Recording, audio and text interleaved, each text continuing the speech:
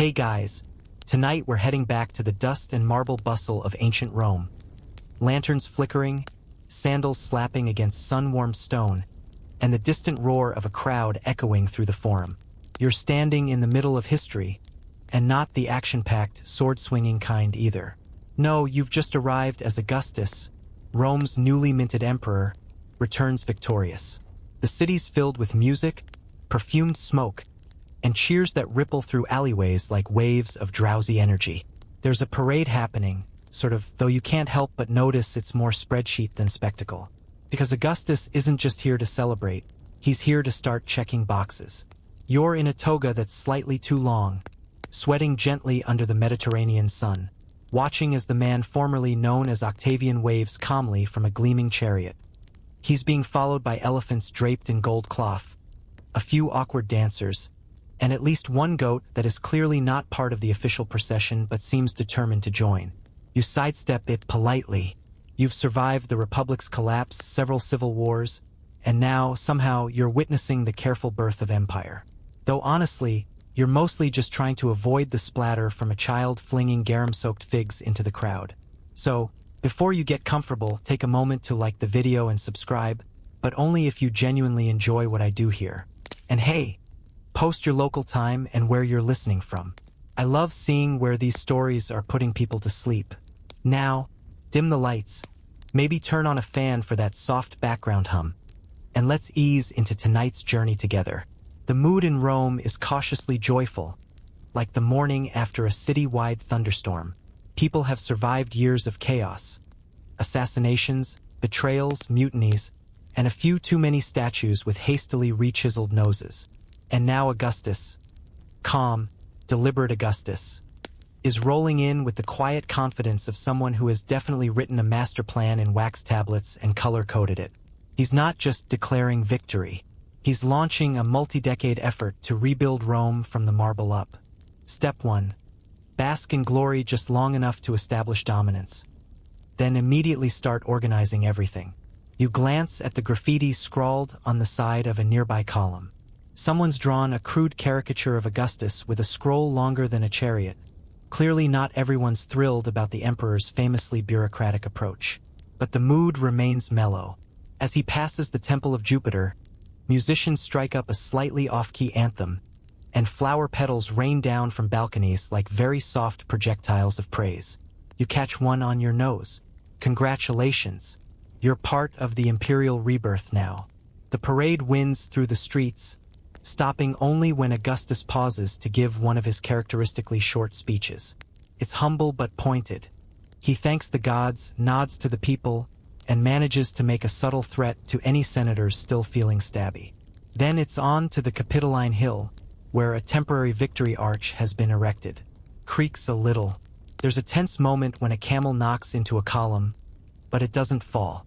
Everyone exhales. You're told, quite firmly by a man in a feathered helmet, that the celebration won't last long. Augustus, ever the efficient workaholic, is already planning his next steps. Historians still argue whether this was strategic genius or just the world's earliest documented case of workaholism. Either way, Augustus begins what is possibly the least relaxing victory lap in recorded history. A to-do list that includes temples, tax reform, marriage laws, public toilets, and reorganizing time itself. Not to mention quietly reshaping the Roman identity so thoroughly that you, a humble olive oil merchant or ex-legionnaire or bored baker's apprentice, will never again know a world without emperors. As night falls, you join the crowds lighting little oil lamps outside their homes. Someone sings a song about peace. Someone else sneezes into your shoulder and apologizes with a shrug. The forum glows gently in the moonlight, and somewhere, off in the imperial residence, Augustus is probably already scribbling on a wax tablet by lamplight, sketching out temple blueprints and muttering about census categories. You yawn. The empire is tired, but the empire is hopeful. You wake the next morning to the muffled thud of hammers and the soft chisel scrape of stonemasons already at work. Augustus, rested or not, has officially begun phase 1 of his post-victory checklist. Temples. Because what's an empire without a bit of divine real estate? You shuffle out of your rented insula, rubbing sleep from your eyes with the corner of your toga. The sun glints off scaffolding and freshly imported marble, and you nearly trip over a runaway amphora as you pass by what will soon be the temple of Mars Ultor. Mars the Avenger. Built to honor his victory over Caesar's assassins, this temple is less about peace and more about poetic revenge. You squint at the design. It's huge. Even the columns are smug. Augustus isn't just building shrines for the gods, though. No. He's also building them for himself subtly, or at least what passed for subtle in 27 BCE. See, he doesn't declare himself a god. That would be too obvious. Instead, he starts surrounding himself with divine architecture. Every structure whispers, "This man is chosen," even as he politely insists he's just restoring the Republic, with full control of everything. Nothing major. As you wander closer to the construction site, a foreman in dusty sandals shouts something about divine proportions and hands you a small pickaxe. Apparently, you've been conscripted into unpaid temple hauling labor. Again, you nod, smile, and immediately fake a limp.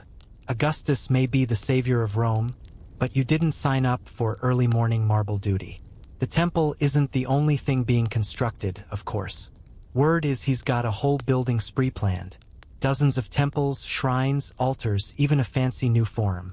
"I found Rome a city of brick," Augustus would one day say, "and left it a city of marble." Historians still argue whether he actually said that or just hired a poet to write it later, but the sentiment sticks. What's quietly fascinating and also mildly exhausting is the way he uses these temples to shape Roman memory. By glorifying Mars, Venus, and Julius Caesar, now officially a god, thanks to Augustus, he connects his reign to divine ancestry and epic revenge stories. It's myth-making with mortar and limestone. You stare up at a half-finished arch and wonder if one day, school children will be forced to memorize how divinely inspired this all was, while seated under a portrait of Augustus looking vaguely judgmental. And yes, temples make excellent photo ops for ancient sculptors and slightly insecure emperors. But they also serve a bureaucratic purpose.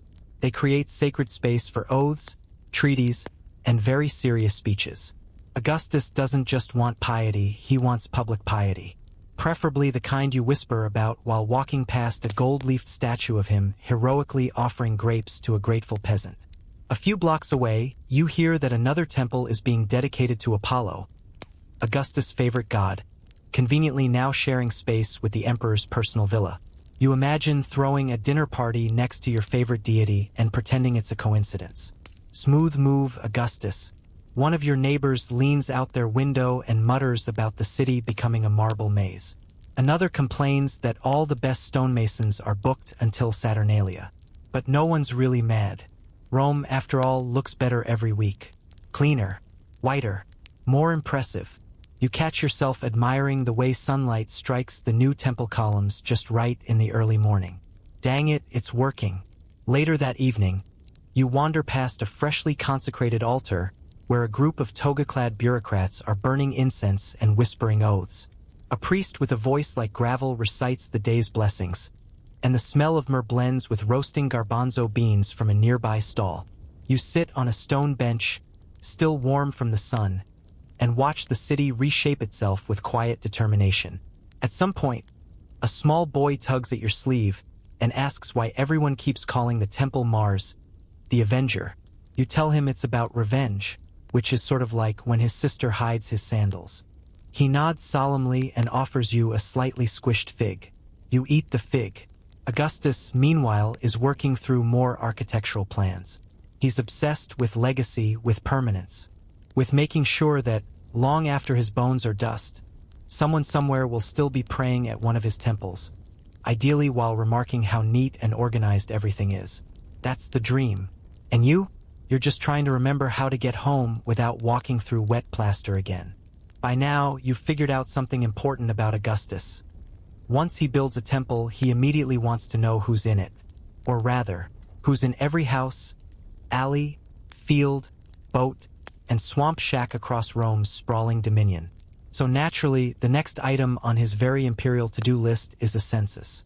Yes, a count of every Roman citizen. Every dusty farmer, every fishmonger, every olive oil magnate, Every semi-retired gladiator turned pottery teacher. You included. Hope you're ready to stand in line and declare how many goats live in your courtyard. The last time anyone tried to count the entire Roman population, it was mostly symbolic, a nod to tradition from the fading days of the Republic. But Augustus doesn't do symbolic. His version of the census is a full bureaucratic operation, complete with forms, officials, checkpoints, and the quiet thrum of 1,000 wax tablets being furiously scratched by scribes who wish they'd become bakers instead. You arrive at your local census station, a converted wine shop, judging by the faint smell of vinegar and bad decisions. A sleepy clerk waves you in. He looks vaguely overwhelmed by the dozen people asking whether chickens count as dependents. The process goes something like this. You give your name, your birth status, freeman, slave, citizen, your household size, and your property. Augustus wants to know who's eligible to vote, who can pay taxes, and who owns enough land to be held responsible when things get messy. It's part social reform, part military prep, part imperial nosiness. But the census isn't just about control. It's about knowing the empire, knowing its numbers. Historians still debate whether Augustus was genuinely curious about the human fabric of his realm, or if he just really liked lists. Either way, the results will shape laws, elections, army recruitment, and dinner party guest lists for decades. You fumble through your responses, trying not to sound too poor but also not too rich. There are rumors that overly wealthy citizens might get volunteered for expensive civic duties, like paying for a public fountain, or being forced to host a senator's book club. The clerk nods, scribbles something in a very full wax ledger, and gestures you out. As you leave, you hear someone behind you ask if children under 2 count. The answer is, only if they've been named. The census apparently has standards. Word spreads quickly that Augustus plans to make this a regular thing. Every few years, Rome will pause for a kingdom-wide roll call. There's even talk of expanding it to the provinces, yes, even the weird mountain towns where people still worship tree stumps and speak in cliques. That's the empire now. One giant, ever-updating people map with the emperor at its quiet, calculating center. You pass a street mural that someone's updated to read, "Augustus sees all." It's meant as a joke, but the eyes are unervingly well drawn. Later that night, over lentil stew and slightly stale bread, your neighbor Claudia grumbles that her name was misspelled again. "I'm not Clovis," she huffs. Across the table, her husband shrugs. "At least you exist in the records." He, apparently, was categorized as a seasonal presence. You laugh, sleepily watching the oil lamp flicker. It's oddly comforting, this giant statewide roll call, like the empire is tucking itself in, counting its limbs, making sure nothing's broken, or missing, or quietly plotting rebellion in a bathhouse. As you drift off that evening, Augustus is still awake, cross-referencing scrolls, sketching new regional divisions, and sipping watered wine with the intensity of a man trying to memorize the names of millions. Because in his mind, every citizen counted is a step away from chaos, a ticked box in favor of order. And if that order requires a bit of paperwork, a few bribes, and an army of exhausted census clerks, so be it. It's Rome. Bureaucracy is the new battlefield. You wake to something strange. Silence in the forum. No chanting, no auctioneers yelling about slightly used sandals, no spontaneous flute solos, just the soft whisper of sandals on stone. You peer out your window and see men in fine togas moving with careful formality, hands clasped behind their backs, eyes darting like pigeons. That can only mean one thing. The Senate is nervous again. Today, Augustus is checking off a rather delicate item on his list: Senate reform. That's right. He's about to reorganize the most powerful political body in the ancient world. Or, more accurately, the one that used to be powerful. The Senate's glory days were already behind it by the time Julius Caesar showed up with ambition and a calendar. But Augustus? He's not just swinging a sword. He's swinging a scroll full of suggested improvements. You stroll closer to the Curia Julia, the Senate House, where armed guards linger with the casual tension of men who've been told not to stab unless absolutely necessary. Inside, senators argue in whispers. There are discussions of rank, order, attendance records, and the suspicious number of senators who claim to be too sick to show up every other week. Augustus enters quietly, sits down, and doesn't raise his voice. He never does. But the temperature in the room drops 5 degrees anyway. Here's what he proposes: fewer senators, better organization, and, of course, more respect for tradition. It's the classic imperial move. Change everything, while acting like you're just restoring the good old days. Historians still argue whether Augustus genuinely wanted the Senate to thrive or simply needed it to look busy while he ran everything himself. Either way, his reforms weed out dead weight. No-shows are removed, questionable families lose their seats, and new criteria are introduced like wealth thresholds, moral standing, and whether your toga is clean. You watch a few red-faced senators slink out of the curia with the expression of men who just got downgraded from VIP to general admission. One mutters something about family legacies. Another trips over his own sandal. It's not dignified, but it is very Roman. The senators who remain are quieter now, more compliant. Augustus has achieved the rare feat of making them feel important while quietly removing most of their actual power. You've got to respect the finesse. He doesn't bully them. He thanks them, honors them, occasionally invites them to dinner where, somehow, they always leave agreeing with him. And if a senator disagrees too loudly, well, they usually find themselves reassigned to a charmingly remote province. You know, the kind with excellent sunsets, limited wine, and occasional bandit raids. You lean on a marble column, watching a group of junior senators update their scrolls with Augustus-approved titles. Princeps Senatus Pater Patri Imperator. Titles that sound traditional but carry a whisper of divine authority. It's subtle, almost relaxing, like putting new labels on old jars. Even the Senate seating chart is redrawn. You chuckle as one particularly snobby noble realizes he's been moved 2 rows back. He puffs his chest, then remembers Augustus is still watching. Deflates like an overcooked fig. By the time the sun hits its zenith, reforms are passed. Mostly, some grumbled, some resisted, but no daggers were drawn. You call that a win. Outside, a poet recites lines in Augustus' honor, comparing him to a calm ocean and a watchful eagle. You're pretty sure the eagle metaphor is recycled, but the crowd claps politely anyway. Later that evening, a few senators toast their survival at a nearby tavern. One raises his goblet and says, "Well, at least we still have some dignity." The table goes quiet. Then someone giggles.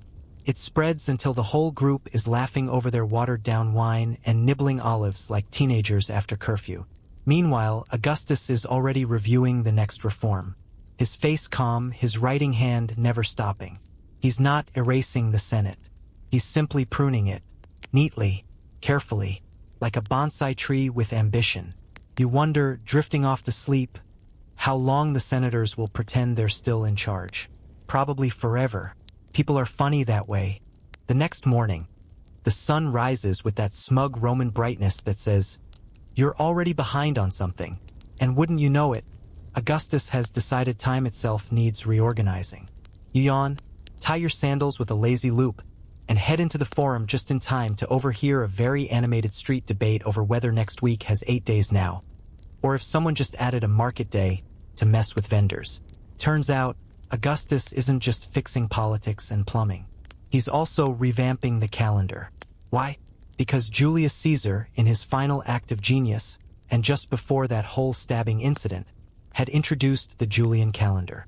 A major upgrade, sure, leap years, solar alignment, and fewer awkward days when festivals landed during tax season. But there were still problems. Leap years got misapplied. Priests got lazy. Festivals drifted. Augustus, ever the spreadsheet emperor, could not let this stand. You sit on a stone bench near a group of students listening to their tutor explain the changes. "The new calendar is stabilized," he says, gesturing with a twig. "And now, very importantly, there's a month named after Augustus himself. Yes, welcome to August. It follows July, named for Julius Caesar. And now you have 2 back-to-back months honoring emperors who, let's face it, would have made killer wedding planners if they hadn't gone into politics." Augustus even adjusted the number of days in August to match July, because heaven forbid his month look shorter than Julius's. Historians still debate whether Augustus made the change for vanity, symmetry, or a mix of both. But the effect is lasting. You glance at a nearby market sign. Sure enough, it's been updated. New moon, month of Augustus, 3rd day. You can practically see the pride oozing from the chalk. This isn't just about dates, though. It's about legacy.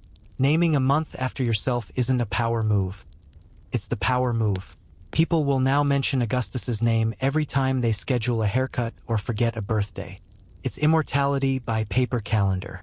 As you wander through the forum, you overhear more changes. Festival realignments, temple rededications, even the occasional grumble from farmers who now have to track planting days on a scroll instead of asking their goats. You pass a row of statue pedestals, new ones, freshly installed to display busts of Augustus in various thoughtful poses. One shows him holding a scroll. Another has him reaching gently toward a sundial. A third looks suspiciously like he's judging your posture. The calendar changes have ripple effects, of course. Priests must revise omens. Schools must update lessons. Even astrologers have to recalculate their star charts, which leads to one distraught woman declaring that Mars no longer rules her destiny. It's now slightly delayed due to leap day. Tragic. Back in your neighborhood, Claudia, the census grumbler, is trying to teach her children the new festival days using a pie chart made of actual pie. You offer to help, but the younger child hurls a fig at your nose. You decide your tutoring career ends there. That night, you sit by the Tiber with a loaf of bread and watch the stars come out one by one. Somewhere, deep in the city, Augustus is reviewing drafts of the new civic calendar, ensuring that no holiday overlaps with a legal court date and that public feasts don't occur on days of fasting. He even writes notes in the margins, tiny reminders to double-check moon cycle math. Because yes, he's that guy. You sigh, a little amused, a little awed. Imagine having that much control over time, over the very rhythm of daily life.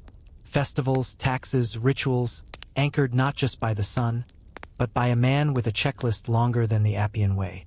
And yet, it works. People adapt. Markets reopen. Schools teach the updated months. And slowly, imperceptibly, Rome begins to pulse in time with Augustus's edits. You tuck your feet up under your robe, close your eyes, and imagine a world where your name becomes part of the calendar. Spoiler, it doesn't include fig-throwing children. You're halfway through your morning flatbread when you hear the town crier shout something truly unsettling. The emperor is regulating morality. You pause mid-chew. Morality?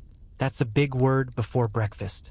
It turns out Augustus has moved on to the next line on his to-do list, one that's less about bricks and marble and more about bedrooms. Yes, after fixing temples, senatorial seating, and the actual calendar, Augustus has now turned his gaze to what people do behind closed doors, and sometimes behind olive trees. You wander to the forum, where a crowd has gathered beneath a stone tablet recently carved with the Lex Julia de Maritandis Ordinibus, one of Augustus's new moral laws. The basic gist? He wants Romans to get married, stay married, and produce as many tidy, well-behaved Roman babies as possible. He's less interested in your personal drama and more in the Republic's future headcount. A priest reads the law aloud in that sleepy ceremonial tone, and a few listeners gasp when they hear about fines for remaining single too long. Yes, apparently being a happy bachelor now comes with a tax penalty. Your friend Marcus, who's been dodging weddings like a seasoned gladiator, mutters something about moving to Gaul. Then comes the Lex Julia de Adulterius Coercendus, the law against adultery. Augustus has officially made infidelity a public crime, not just a matter of whispered gossip and awkward dinner parties. If you're caught cheating, it's not just your spouse who'll judge you. It's a panel of stern-faced men in togas with very sharp styluses. Historians still argue whether Augustus genuinely believed in high moral standards or if he just wanted a better excuse to control elite families. After all, these laws tend to hit the aristocrats hardest, especially the ones who've been treating marriage like a toga rental service. You pass a scribbler sketching a cartoon of Augustus with a scroll labeled, "Kiss Police." You chuckle. But not too loudly, someone might report you. The laws get more specific. Widows have to remarry within a set time. Fathers of 3 or more children get tax breaks. And upper-class women, especially the ones wearing imported silk and attitude, are suddenly facing a very bureaucratic pressure to settle down. You happen upon a small gathering where a senator's daughter is dramatically reading the law aloud, then swearing she'll marry only for love or maybe land. Her friends clap politely and hand her a celebratory pomegranate. Augustus, of course, tries to lead by example. His own family becomes a kind of imperial soap opera, carefully choreographed to reflect the ideals he's pushing. His daughter Julia is married off to one politically convenient suitor after another, though the marriages rarely stick. The scandalous rumors swirl. Parties, affairs, and one especially unfortunate toga mishap. You're not supposed to talk about it, but everyone does. Quietly, while slicing olives. You find yourself wondering, how does someone even enforce moral laws? The answer: spies, social pressure, and a good dash of fear. There are whispers of informants, of neighbors turning in neighbors. One man was fined for hosting a mixed-gender poetry reading after dark. Another had to explain why his sister-in-law was seen leaving his villa at sunrise. Spoiler, they were baking bread. Really, not everyone's upset, though. Some traditionalists cheer the return to virtue. Older matrons host matchmaking luncheons. Patriotic songs are written about the sanctity of marriage, and at least one poet makes a living writing praise verses for well-behaved couples. He gets paid in honey cakes and gentle applause. Still, the laws feel heavy. You pass a young couple arguing about whether sharing a fig counts as public affection. It doesn't. Yet, later that evening, you sit with your neighbor Claudia, who's already filed 4 complaints and received 2 4-tone. She rolls her eyes. "I've got 4 kids, a grumpy husband, and 3 goats in my atrium," she says. "Do I get a tax break or just a headache?" You offer her some wine. She accepts. The goats bleat in approval. Augustus, meanwhile, reviews a list of violators. His quill scratches across papyrus like a tiny whip. He believes morality holds the empire together. Strong families, stable marriages, full nurseries. It's not glamorous, but it's strategic. If Rome is going to rule the world, it needs people. Lots of them, preferably obedient. And so, by imperial decree, love becomes logistics. You sigh watching 2 stars blink over the Tiber, and wonder if somewhere, somehow, a Roman couple is falling in love without reading the fine print. Not even a full week has passed since Augustus outlawed adultery and incentivized babies, and already there's a new item on the imperial checklist: weddings. Not just your average wine-soaked celebrations either. These are strategic, politically optimized, heir-producing affairs. Welcome to the newest Augustus initiative, marriage as imperial diplomacy. You're eating your morning lentils when news spreads that yet another high-profile wedding is happening. Julia, Augustus's daughter, is being married off. Again. This time, to someone with impeccable lineage, excellent teeth, and hopefully fewer gossip-worthy habits than her last husband. You don't even blink anymore. Julia's marital history reads like a Senate seating chart. You wander toward the Palatine Hill, where the imperial wedding buzz hums like bees in a vineyard. Silk merchants unload bolts of imported fabric. Bakers stack honeyed cakes high enough to obscure their faces. Musicians warm up with off-key lyre plucks. And yet, everything feels a little rehearsed, a bit too choreographed. This isn't a love story, it's a campaign strategy. You learn quickly that Augustus arranges marriages like a general plans battles. Families are aligned like legions. In-laws are briefed like diplomats. The wedding itself is only one step in a much longer sequence of alliances and succession schemes. And if you think you're safe from the matchmaking madness, think again.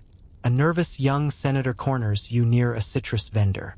"Have you been approached by a matchmaker lately?" he whispers, looking over his shoulder. "They're everywhere now. They know my estate value." You nod solemnly. No one's immune. Even bakers are receiving oddly flattering proposals. The ceremony itself is a grand affair, held in one of the newer temples, with just enough incense to make you lightheaded before the vows even begin. Julia glows. Her new husband looks both proud and slightly terrified. Augustus watches with the detached interest of a man checking items off a list titled Ensure Smooth Succession. Phase 3. Historians still argue whether Augustus genuinely hoped Julia would find happiness, or whether he saw her only as a dynastic linchpin. Probably both. But Roman reality wasn't built for sentiment. Augustus knows that legacy must be engineered, and engineering requires control.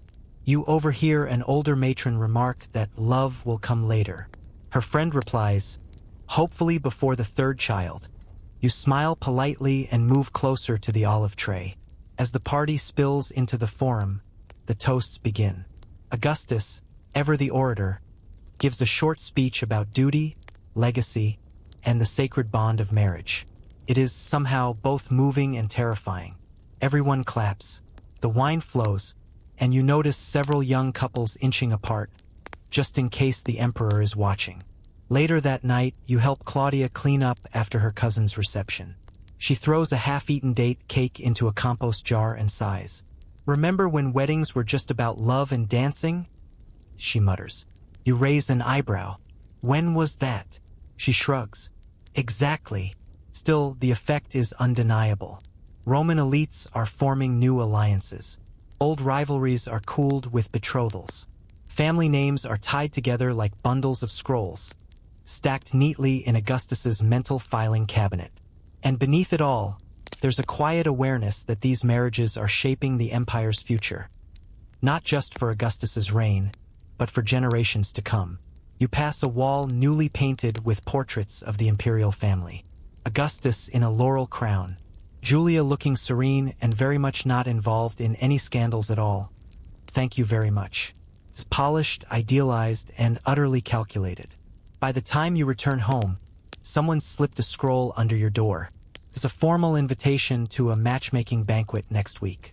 You laugh, then shiver slightly.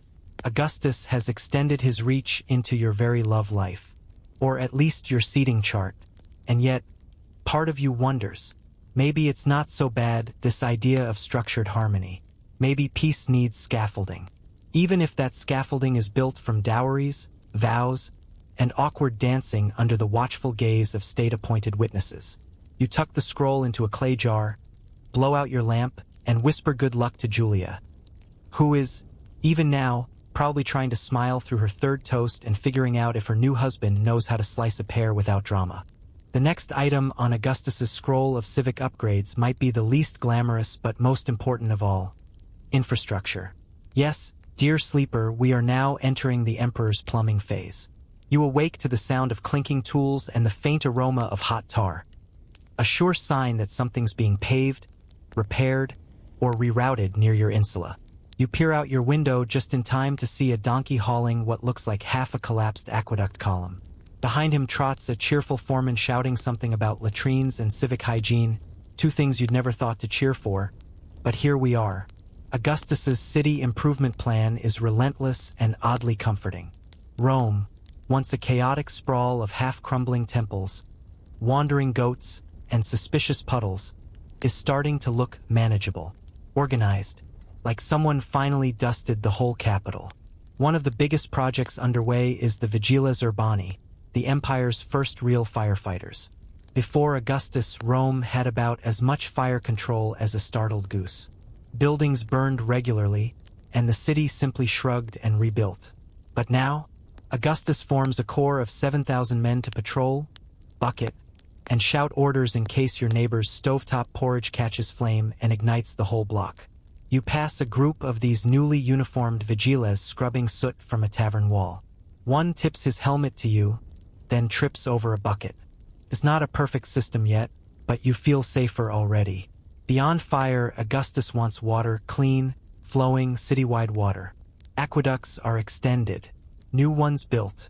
You cross a newly paved street and spot children chasing each other under a public fountain that never used to function.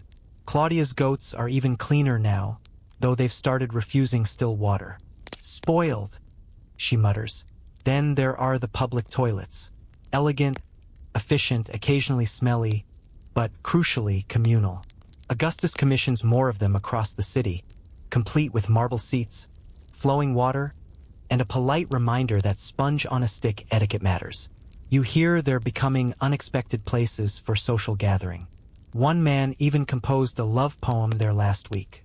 It rhymed latrine with serene. Historians still argue whether Augustus truly cared about public comfort or was simply trying to prevent disease and riots.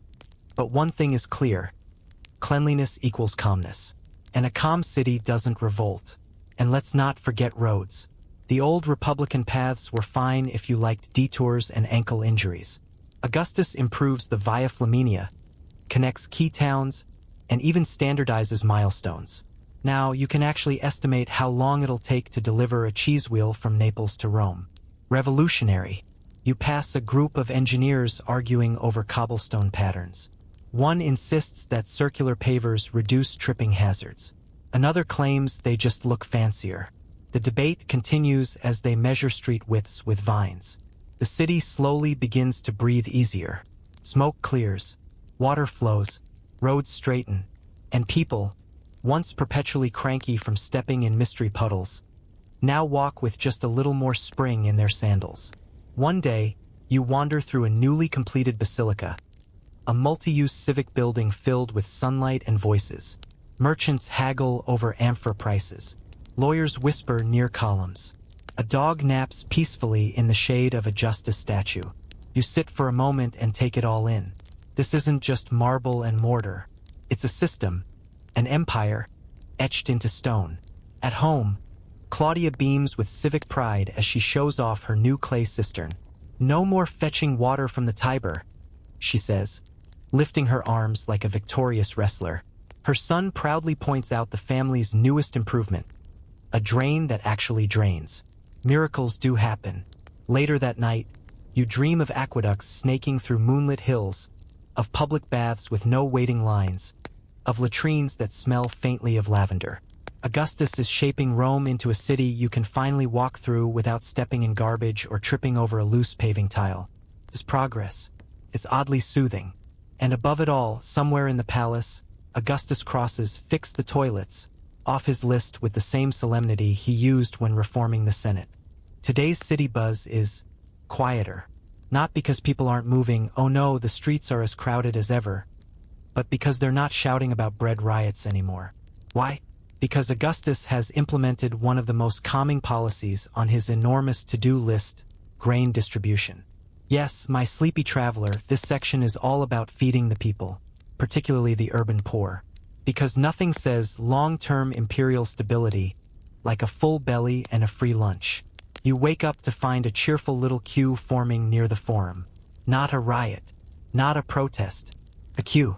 That's how you know Augustus's plan is working. You join the line out of curiosity and quickly learn it's grain ration day, Annona, as the system is called. It's like Rome's very own subscription meal plan, only with more bureaucracy and fewer delivery options. Back in the good old chaotic days of the late Republic, food scarcity led to panic, hoarding, and occasionally people punching each other over moldy barley. Augustus decides that if he's going to be emperor, but not technically emperor, he should probably ensure that Rome doesn't starve every time there's a bad harvest or an overenthusiastic mouse infestation in Sicily. And so, the grain dole becomes formalized. Registered male citizens can now receive regular portions of grain, sometimes oil, even the occasional pork scrap, depending on the season. The key? You must be on the list. And to get on the list, you must be counted in that earlier census. See how it all connects? Historians still argue whether Augustus saw this as generosity or as calculated crowd control. It's likely both. A well-fed citizen is less likely to storm the palace with a torch. Or worse, write sassy poetry about how Rome is failing. You shuffle forward in line, listening to a bored official read off names.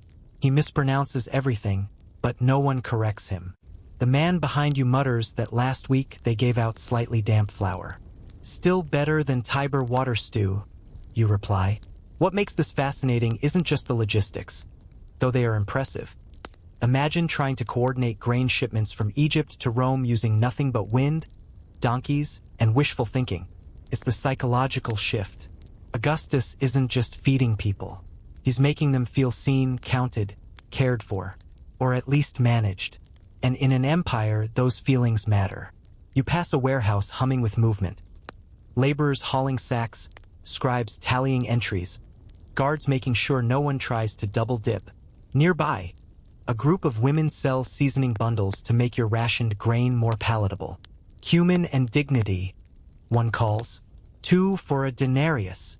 At home, Claudia is thrilled with her haul. It's not much, she says, tipping her sack into a ceramic jar. But it's honest carbs. Her youngest child gnaws happily on raw barley. You choose not to intervene. The system isn't perfect. There are shortages, delays, mismatched deliveries.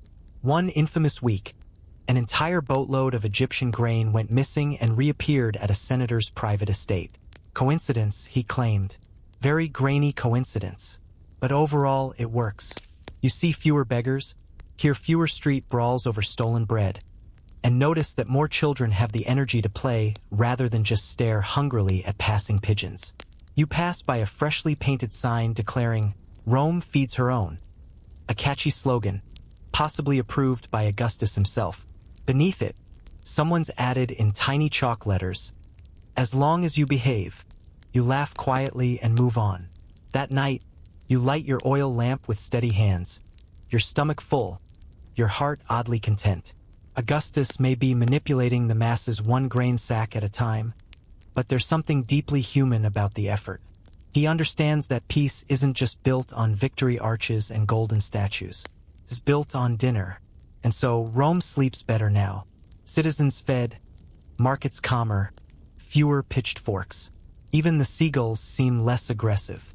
Augustus crosses off "feed the people" from his to-do list, probably while sipping imported fig wine and planning the next reform, because you know he's not stopping here. By now, Augustus has restructured politics, public hygiene, family life, and food supplies. You'd think he'd take a nap. But no, next up on the to-do list, culture control. Yes, tonight we dive into Rome's suddenly blooming art scene, where sculptors get commissions, poets get famous, and playwrights quietly sweat over whether their work is Augustus approved. It's the dawn of the imperial PR era, and let me tell you, it's never looked so poetic. You're sipping watered wine in a shaded courtyard when a friend passes you a scroll. "New Virgil," he whispers, hot off the wax tablet. You unfurl the parchment and read a line about arms and the man I sing. Classic opening. Rousing stuff. Epic even. It's the Aeneid, a grand mythological origin story tying Rome's founding to heroic, pious refugees from Troy. And wouldn't you know it, Aeneas just happens to embody every value Augustus is trying to promote. Loyalty, divine favor, restraint, and long-term urban planning. What are the odds? Historians still debate whether Virgil was just creatively inspired or under extremely polite imperial pressure. Either way, his masterpiece becomes mandatory reading in schools, bathhouses, and awkward family dinners. You pass a schoolteacher helping a child recite the pious Aeneas line while also swatting at a goat. But Virgil's not alone. Horace is writing poems about simplicity, moderation, and the joy of small vineyards. Ovid, on the other hand, is writing things like The Art of Love, which feels less in line with the emperor's marriage reform laws. You stumble upon a puppet theater performing an adaptation of Horace's latest ode. The puppets look oddly like senators. One bursts into flames mid-performance, which somehow makes the show even better. Augustus loves the arts, but only if they align with his broader messaging: order, virtue, Roman greatness. So while artists are thriving, they're also being watched. A little too closely. Ovid eventually finds out the hard way. His cheeky guide to romance and his veiled commentary on Rome's more colorful nightlife doesn't sit well with the emperor. One day, he's in the forum attending readings. The next, he's exiled to the edge of the empire, staring at the Black Sea and regretting every double entendre. You pass a local poet nervously scrubbing metaphors from his latest work. "Maybe I'll just write about trees," he mutters. Trees are safe. Meanwhile, Augustus commissions statues, lots of them, in togas, in armor, even barefoot ones standing in gardens looking pious. You notice some of them seem younger than he currently is, curious. And it's not just statues. There's fresco art in temples, mosaics in baths, decorative pottery showing scenes from the Aeneid. Propaganda? Perhaps. but very tasteful propaganda. A new public library opens, one of several, stocked with carefully curated texts. You visit it one lazy afternoon, expecting scrolls of laws and census records. Instead, you find love poems, farming manuals, and a suspicious number of works glorifying divine destiny. You leave with a copy of Practical Roman Cooking and a growing appreciation for subtle censorship. You sit that night in the Subura district, listening to a street performer recite a patriotic epic about a shepherd who saves a village using only his moral virtue and a surprisingly strong goat. The crowd claps. Someone throws olives. Back at home, Claudia complains that her daughter won't stop quoting Horace at breakfast. "She's 6, Claudia exclaims. 6. I asked if she wanted honey and she said, 'What is sweet endures but a moment.' What am I supposed to do with that?" Art, it seems, is everywhere now, and it carries the emperor's fingerprints, even if gently. Even if the artist doesn't notice until a polite official asks for a slightly revised draft. Augustus, ever the minimalist tyrant, doesn't need to shout or censor aggressively. He reshapes taste from the top down. Patrons fund what he likes. Schools teach what he approves. And slowly, the Roman mindscape aligns with imperial calm. You drift to sleep with Horace's lyrics in your head and the faint scent of wax ink lingering in the air. Augustus isn't just feeding your body, he's feeding your sense of identity. One perfectly manicured scroll at a time. After all the temples, taxes, poets, and plumbing, you'd think Augustus might let the army handle itself for a bit. But you'd be wrong. Because now, with Rome relatively stable and fewer enemies storming the gates, the emperor turns to one of the most quietly transformative points on his to-do list: making retirement plans for soldiers. You're in the marketplace picking over a batch of figs that honestly should have been sold yesterday, when you hear a nearby merchant exclaim, "They're giving land to veterans now. Actual land." You look up, fig in hand. That's right, Augustus is rebranding the Roman army not just as a war machine, but as a post-war workforce. Here's the thing, Rome's armies are massive. They're loyal, they're expensive, and when their fighting days are done, they don't just disappear. They become grumpy, bored men with military training and not much else to do. That's historically been a problem. One wrong move and you've got another civil war. Or, at the very least, angry men marching on the Capitol demanding severance packages. So Augustus, ever the quiet strategist, institutes a new system: veteran colonies. He promises land, stipends, and pensions to soldiers after their service ends. Not in the middle of Rome, of course. That'd be asking for trouble. But out in the provinces, where a few well-trained ex-legionaries can peacefully settle a region, influence the locals, and be far enough from the Senate to avoid eavesdropping. Historians still debate whether this was genius social engineering or just cleverly disguised imperial expansion. Probably both. You pass a recruitment stand where a recruiter explains that service now comes with a 20-year term and a retirement plan, land, money, maybe even a goat. One man eagerly signs up, then asks where Illyricum is. The recruiter shrugs. Northish, very nice mountains. You overhear veterans discussing their options. "Do I want land near Gaul?" one asks. "Or go east where the fish are less judgmental?"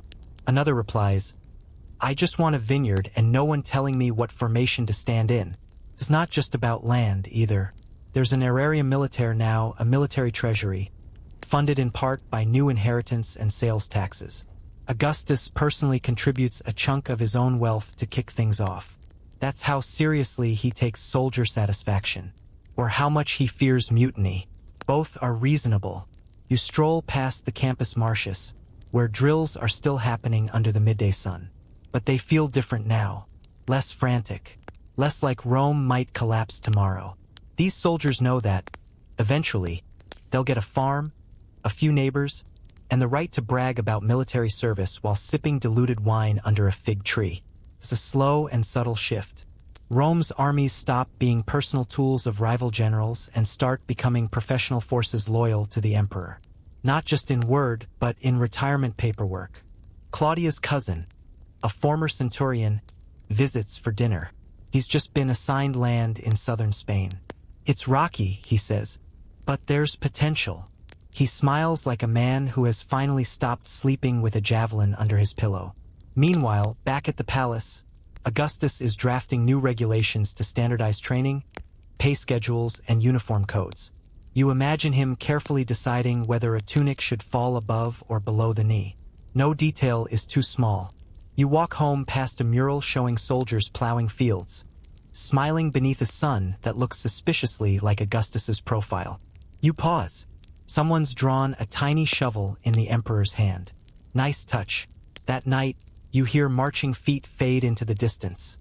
Not toward battle, but toward farmland. Toward peace. Augustus has done something incredible. He's taken the machine of war and turned it into a quiet promise. Serve your empire, and it will take care of you.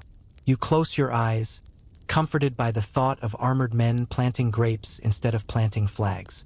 Rome isn't just conquering anymore, settling in. Rome's feeling full these days. Full of people, full of statues, and very full of opinions. And so, Augustus decides it's time to gently but firmly extend the empire's makeover to the provinces. That's right, today we witness the imperial glow-up heading outward. Augustus is no longer content just polishing Rome. He's polishing everything Rome touches.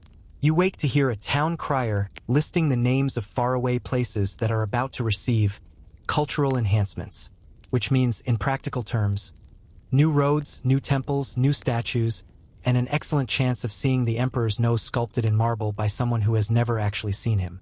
Rome's provinces are vast, stretching from the chilly forests of Germania to the sun-soaked hills of Hispania, from bustling North African ports to sleepy mountain towns in Anatolia. And Augustus wants them to all feel Roman. Not just loyal in spirit, but loyal in style.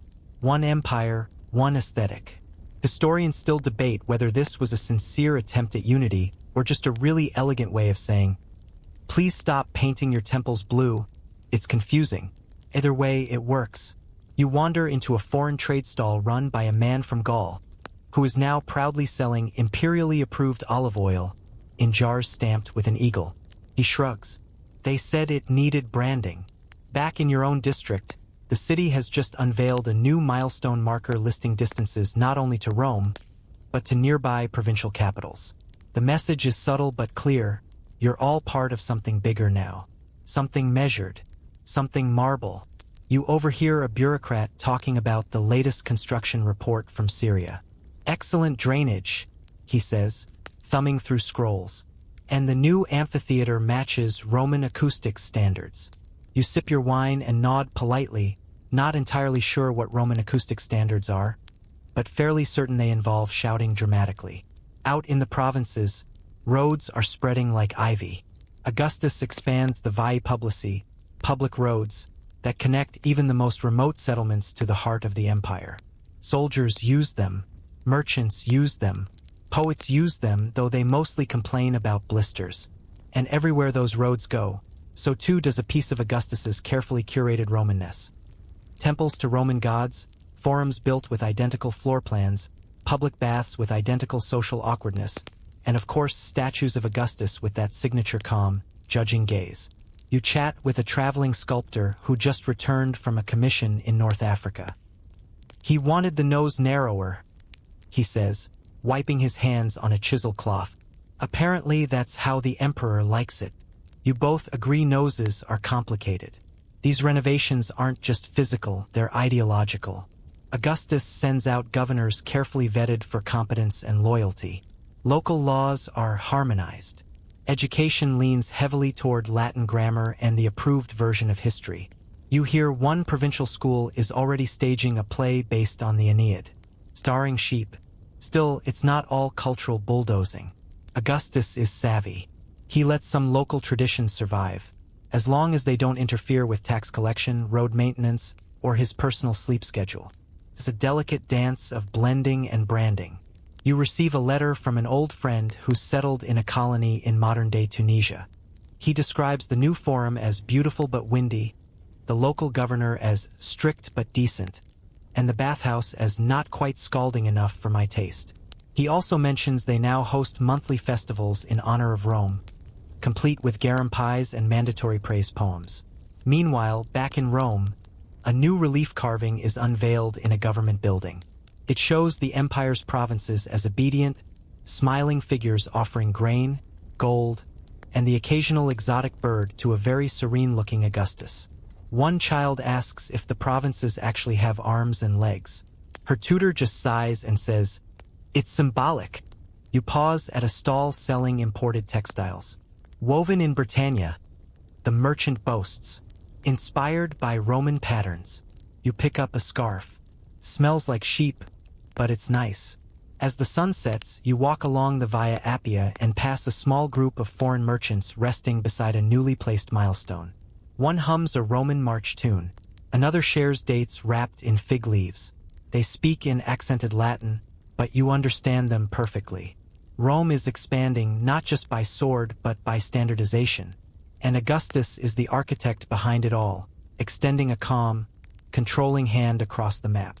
You stretch your legs, smile at a passing family from Thessaly, and marvel at the quiet unity unfolding under the stars. It's early morning, and the city smells faintly of incense and breakfast, burned toast, beeswax candles, and a lingering whiff of sandalwood from someone's overly enthusiastic prayer session. You step outside into a world that has recently gotten much more spiritual. Or, at least, much more state-approved spiritual. Augustus has turned his attention to religion now, and like everything else on his checklist, it's getting an imperial tune-up. That's right, today's chapter is all about divinity, dignity, and divine branding. You stroll past the forum and notice something new. People are pausing at corners to mutter quiet invocations not just to Jupiter or Vesta, but also to the genius of Augustus, the spiritual essence of the emperor himself. Yes, Augustus has managed to insert himself into your daily prayers without technically declaring himself a god. Subtle, strategic, a little unsettling. You duck into a side street to avoid a parade of priests carrying laurel branches and softly chanting about civic harmony. There's a lot of harmony lately. That's because Augustus has been reviving old Roman cults, brushing off neglected traditions, and repackaging religion as an elegant fusion of ancestral piety and emperor-endorsed messaging. Historians still debate whether Augustus genuinely believed in restoring sacred rites or simply saw religious reform as the best way to stabilize an empire full of people with wildly different belief systems. Either way, it's working. You sit on a bench near the Arapaces, the newly completed altar of peace. Its beautiful marble reliefs of harvests, families, and idealized Rome stretching toward the heavens. You count at least 3 babies and 24 sheep in the design. It's less warlord monument and more sacred picnic invitation.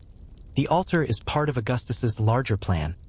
Reframe Rome's identity around peace through piety. The message is clear. Pray properly, live modestly, and good things will come. Probably.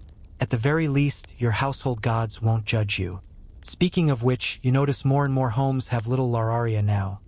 Tiny domestic shrines dedicated to household deities, the emperor's genius, and occasionally a favorite ancestor. Claudia's shrine features a tiny statue of Mercury, a pine cone, and an acorn her youngest swears grants good dreams. You choose not to ask questions.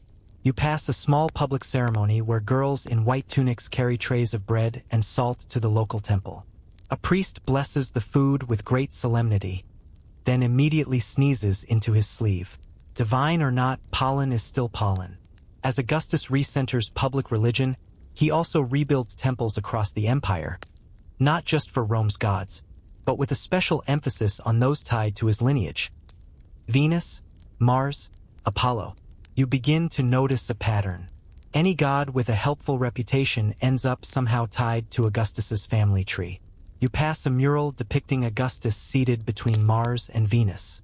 Someone's drawn a small hat on Mars and a pigeon on Augustus's shoulder. The guards erase it by noon, but for a moment it was perfect. You overhear a teacher explaining how piety isn't just a personal virtue anymore. It's a civic duty. Participating in festivals, maintaining shrines, and respecting omens aren't just good behavior. They're demonstrations of loyalty. Even skipping a sacrifice could get you branded as socially disruptive. It's religion with a touch of legal accountability. At the theater that evening, you watch a performance sponsored by the Vestal Virgins. It's a romantic comedy involving mistaken sacrifices and a goat that refuses to cooperate. The crowd loves it. The goat, less so. Still, beneath the incense and rituals, something deeper is stirring. Augustus is creating not just a state, but a state of mind, a shared set of symbols, stories, and sacred routines. Whether or not the gods are actually watching is almost beside the point. What matters is that you feel they are, and that Augustus, ever pious, is standing right beside them in every festival, oath, and moment of prayer. Back home, Claudia's oldest daughter has started lighting incense every morning before school. It helps with tests, she says. Claudia rolls her eyes but doesn't stop her. And you? You light a candle too, partly for the gods, partly because it smells like thyme and lemon, mostly because in Augustus's Rome, ritual is comfort, and comfort is something worth leaning into. By now, you've seen Augustus renovate temples, reform morals, and even rearrange how the stars align with your dinner parties. But none of that compares to the trickiest, most sleep-depriving task on his to-do list: choosing a successor. Because what's the point of building a pristine empire if it immediately collapses the moment you drop your stylus? You wake one morning to hushed rumors trickling through the bakery line like honey through a cracked amphora. Have you heard? Someone whispers, Gaius is sick. Another counters, no, it's Lucius. Or maybe Agrippa's ghost. Hard to say. Succession in Rome isn't like naming your favorite child in a will. It's more like juggling eels while blindfolded, on a tightrope, over a pit full of philosophers with opinions. Augustus can't just declare an heir and move on. That's not very Republican, is it? And he's still playing the I'm totally not a king, I swear game. So instead, he nudges potential heirs into public roles, lets them get a little praise, then waits to see if they trip over their own sandals. Unfortunately, many do. Let's start with Agrippa, Augustus's trusted general, son-in-law, and all-around capable human. Smart, stable, occasionally brooding in that Roman hero way. For a while, it seems like he'll take over. But then, like so many men of promise in Roman history, he goes and dies. Honestly rude. Next come Gaius and Lucius, Agrippa's sons by Julia. Remember her? Augustus adopts them as his heirs, gives them honors, parades, and fancy togas. But fate intervenes again. First Lucius dies young, then Gaius follows after a war wound and a long, slow fade into the history books. You start to wonder if the imperial laurel crown is cursed. Historians still argue whether these deaths were bad luck, palace intrigue, or the result of overscheduling young heirs with back-to-back heroic visibility tours. Either way, Augustus is left with a painfully familiar feeling. Back to the succession drawing board. You pass a mural in the Forum that once showed Gaius leading a parade of virtues. Someone has quietly repainted him as a background shepherd. It's tasteful, bit sad. Enter Tiberius, Augustus's stepson. He's older, grumpier, and very much not anyone's first choice. But he's still breathing, which by this point puts him ahead of the competition. Augustus adopts him too, after much hesitation, and begins grooming him for power. Slowly, carefully, with the quiet tension of someone training a cat to wear shoes. You hear mixed reviews. Some say Tiberius is a brilliant commander. Others say he makes dinner parties feel like funerals. Either way, he's now the guy. And statues of him start quietly appearing around town, usually just behind Augustus's shoulder, never in front. There's also Germanicus, the charming nephew, and Drusus, another candidate whose career ends abruptly due to a nasty illness or staircase incident. Depending on which version you believe, everyone seems to have potential, until they don't. Claudia sighs over dinner. Honestly, at this point, I wouldn't be surprised if he just names the moon as heir. It's always there, quiet, looks good on coins. You nod. The moon has fewer scandals. Behind palace doors, Augustus is undoubtedly feeling the pressure. He's built an empire that runs like an olive press. Efficient, silent, slightly oily, and now he has to make sure it keeps pressing after he's gone. You pass a temple courtyard where 2 marble busts of possible heirs have been recently removed. The plinths remain, empty, waiting. One has a single fig placed reverently in front of it. You choose not to ask. Eventually, Tiberius receives more honors, more titles. He's given command of armies, provinces, even seating preference at official banquets. The message is becoming clear, not joyful, but clear. And yet, Augustus doesn't retire. Not really. He holds on, keeps reviewing grain reports, temple maintenance logs, and whether the latest festival had enough incense.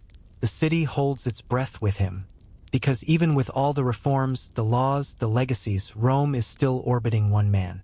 And that man, right now, is flipping through scrolls and wondering whether the next emperor will keep the water running and the poets writing verses about virtue instead of vegetables. You stand by the Tiber that night and watch the torches on the Palatine flicker in the wind. Somewhere up there, Augustus is weighing his options. Maybe he's writing another clause into Tiberius's adoption agreement. Maybe he's just muttering about sandals again.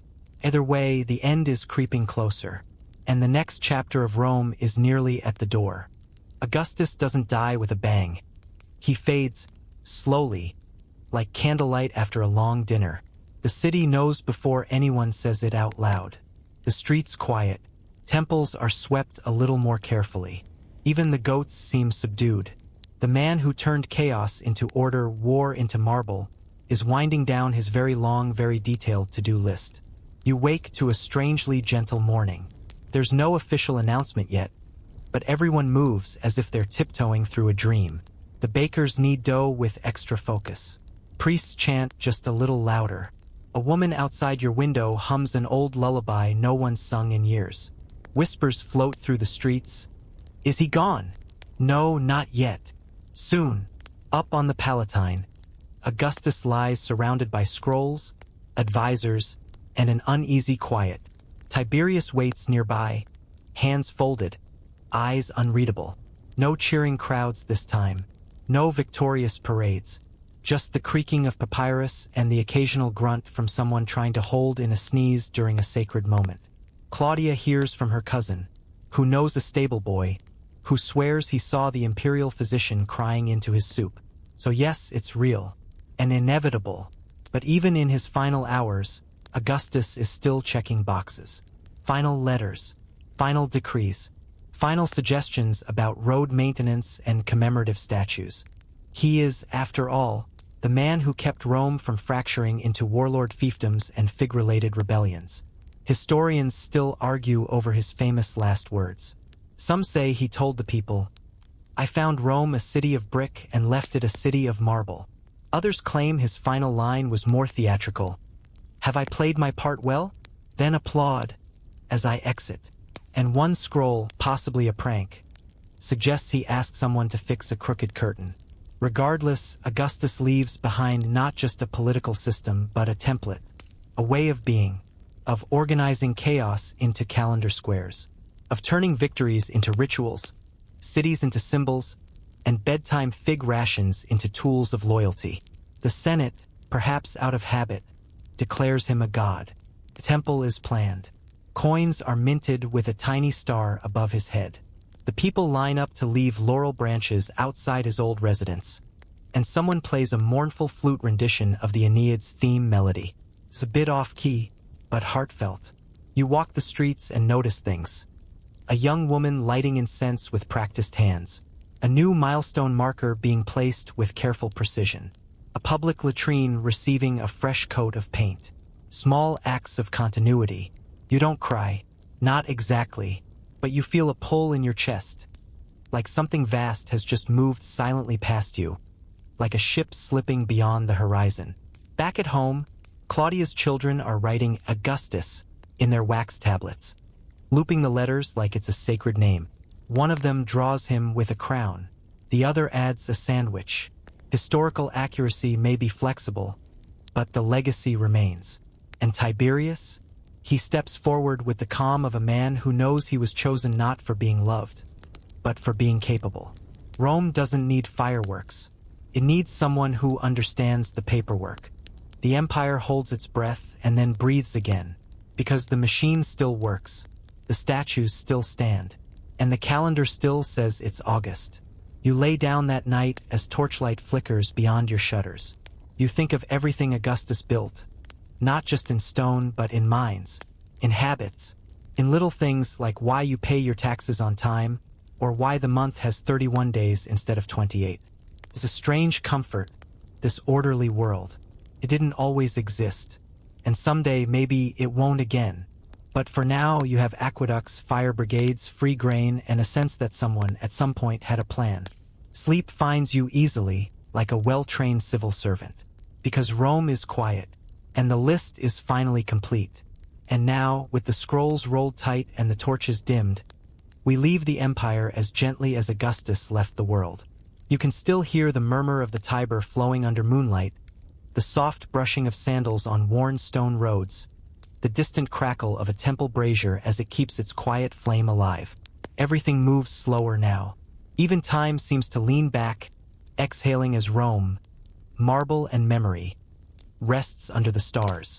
In the streets, laurel leaves gather in corners, kissed by a breeze so light you'd miss it if you weren't already listening for silence. Somewhere, a scribe closes a ledger. Somewhere, a baker prepares tomorrow's dough without urgency. The empire does not pause, but it no longer races. And you, tucked into your own corner of this eternal city, are safe in a world made carefully by one man who, for all his ambition, still stopped to organize public bathrooms and adjust the length of your month. Breathe in, breathe out. The weight of togas and timelines slips from your shoulders. Even if you forget the laws, the temples, the awkward air drama, you'll remember the stillness at the edge of legacy. That moment when something grand bows and exits with grace. So let go now. Let your thoughts drift like olive leaves on the Tiber. Let your mind wander down quiet Roman streets that will still be there when you wake. The empire is at peace, and so are you.